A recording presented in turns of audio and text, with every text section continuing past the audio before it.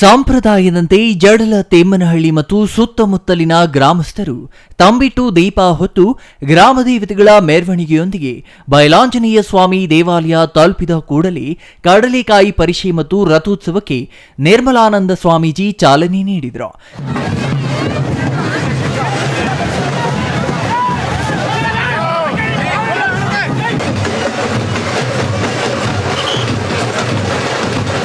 ಚಿಕ್ಕಬಳ್ಳಾಪುರ ಹೊರವಲಯದ ಸೂಲಾಲಪ್ಪನದಿನ್ನೆ ಬಯಲಾಂಜನೇಯ ಸ್ವಾಮಿ ದೇವಾಲಯದಲ್ಲಿ ಹನುಮ ಜಯಂತಿ ಅಂಗವಾಗಿ ನಡೆದ ಒಂದು ವಾರದ ವಿಶೇಷ ಕಾರ್ಯಕ್ರಮದ ಕೊನೆಯ ದಿನವಾದ ಭಾನುವಾರ ಕಡಲೆಕಾಯಿ ಪರಿಷೆ ಮತ್ತು ರಥೋತ್ಸವ ಅದ್ದೂರಿಯಾಗಿ ನಡೆಯಿತು.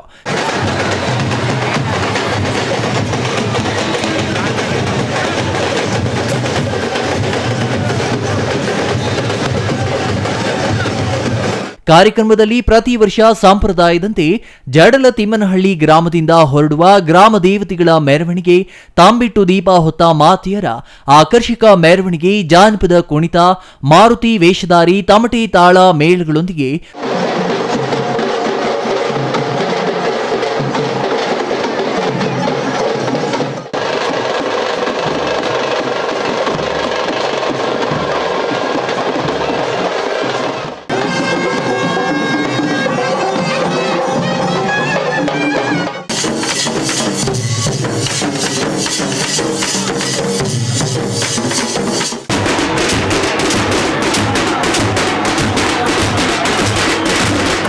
ಬಯಲಾಂಜನೇಯ ಸ್ವಾಮಿ ದೇವಾಲಯ ತಲುಪಿದ ಕೂಡಲೇ ರಥೋತ್ಸವ ನಡೆಸಿದ್ರು. ನಂತರ ಕಾತುರದಿಂದ ಕಾಯುತ್ತಿದ್ದ ಭಕ್ತಾದಿಗಳ ಮೇಲೆ ಕಡಲೆಕಾಯಿ ಎರಚುವ ಕಾರ್ಯಕ್ರಮ ಪ್ರಾರಂಭವಾಯಿತು.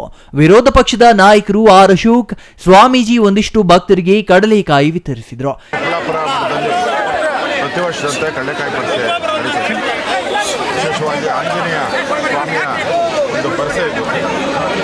ಮೈಸೂರು ಮಹಾರಾಜರು ದಾರಿಯಲ್ಲಿ ಹೋಗಬೇಕಾದ್ರೆ ಕುದುರೆಗಳು ಇಲ್ಲಿ ಮುಂದಕ್ಕೆ ಹೋಗದೆ ನಿಂತಹ ಸಂದರ್ಭದಲ್ಲಿ ಒಬ್ಬ ಅಜ್ಜಿ ಇಲ್ಲಿ ಆಂಜನೇಯ ಸ್ವಾಮಿ ಇದೆ ದರ್ಶನ ಮಾಡಿ ಅಂತ ಅವ್ರು ದರ್ಶನ ಮಾಡೋಷ್ಟೊಕ್ಕೆ ಇಲ್ಲಿ ಮತ್ತೆ ಕುದುರೆಗಳು ಹೊರಡುವಂಥದ್ದಾಯಿತು. ಆಗ ಅವರು ಅದಕ್ಕೆ ದತ್ತಿಯನ್ನು ಕೊಟ್ಟಿದ್ದರು. ನಮ್ಮ ಪರಮ ಪೂಜ್ಯ ನಮ್ಮ ಬಾಲಗಂಗಾಧರ ಸ್ವಾಮೀಜಿಗಳು ಇದರ ಪ್ರತಿಷ್ಠಾಪನೆ ಮಾಡಿದ್ರು. ಆ ಸಂದರ್ಭದಲ್ಲಿ ನಾನು ಕೂಡ ಯಡಿಯೂರಪ್ಪನವರಿಗೆ ಬಂದು ಉದ್ಘಾಟನೆಗೂ ಕೂಡ ಮಾಡಿದ್ದೆ. ಇವತ್ತೊಂದು ಪವಿತ್ರ ಸ್ಥಳವಾಗಿ ಪ್ರತಿ ವರ್ಷವೂ ಕೂಡ ಈ ಕಡಲೆಕಾಯಿ ಪರಿಷೆ ನಡೀತಾ ಇದೆ, ವಿಜೃಂಭಣೆ ನಡೀತಾ ಇದೆ. ನಮ್ಮ ಪರಮ ಪೂಜ್ಯ ಶ್ರೀ ನಿರ್ಮಲಾನಂದ ಮಹಾಸ್ವಾಮಿಗಳು ನೇತೃತ್ವದಲ್ಲಿ ನಡೀತಾ ಇದೆ. ನನ್ನನ್ನು ಕೂಡ ಕರೆದಿದ್ರು. ನಾನು 1:30 ಗಂಟೆಗೆ ಬಂದು ಇದುವರೆಗೂ ಇದ್ದೀನಿ.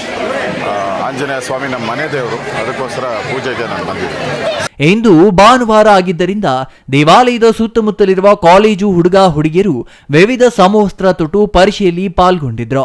ಇಂದಿನ ಕಡಲೆಕಾಯಿ ಪರಿಷೆಯಲ್ಲಿ ವಿರೋಧ ಪಕ್ಷದ ನಾಯಕ ಆರ್ ಅಶೋಕ್, ಮಾಜಿ ಸಿಎಂ ಬಸವರಾಜ ಬೊಮ್ಮಾಯಿ, ಕಾಂಗ್ರೆಸ್ ಯುವ ನಾಯಕ ರಕ್ಷಾರಾಮಯ್ಯ ಹಾಗೂ ಜನಪ್ರತಿನಿಧಿಗಳು ಭಾಗವಹಿಸಿ ಸ್ವಾಮಿಯವರ ಆಶೀರ್ವಾದ ಪಡೆದರು. Jangalahalli Ashwath, CTV news, Chikkaballapur.